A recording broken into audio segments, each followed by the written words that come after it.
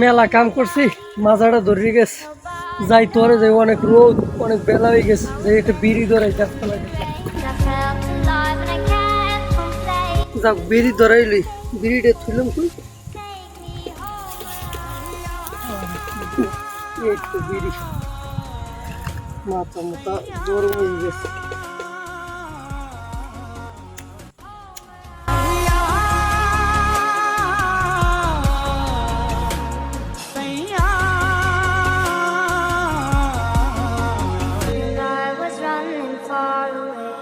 কিরে ভাই, তুই কাজ করন, তুই এই জায়গায় বিড়ি খাস?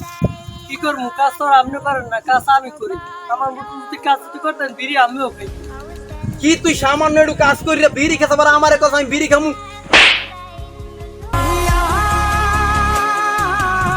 কি তুমি আমার থাবর বললা?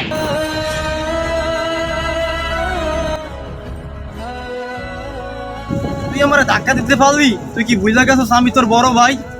রাহেন আপনার বড় ভাই, আপনার মতন বড় ভাই থাকছে না থাই বলো।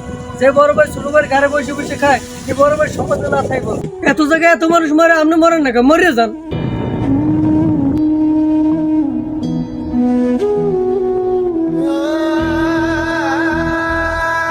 ওরা খারাপ, ওই সংসারে বড় পোলা না।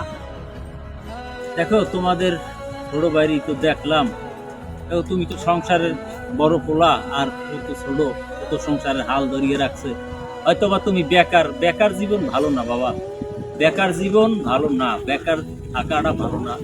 তুমি একটা কাজ করতে শেখো, তুমিও কর্মজীবনে ব্যস্ত দিয়ে দাও, তুমি কর্মজীবন করো, তাই দেখো তোমার জীবনও সুন্দর হবে, ওদেরও ভালো লাগবে, তোমাদেরও ভালো লাগবে, তোমাদের ভাইদের ভিতরে একটা মনোমালিন্য সৃষ্টি, ভালোবাসা সৃষ্টি হবে, এবং দুই ভাইয়ের ভিতরে একটা ভালোবাসা সৃষ্টি হইলে উভয় উভয় ভালো লাগবে।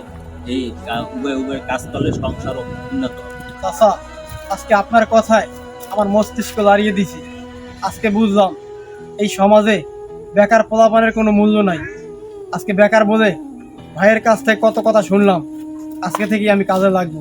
আসি চাচা।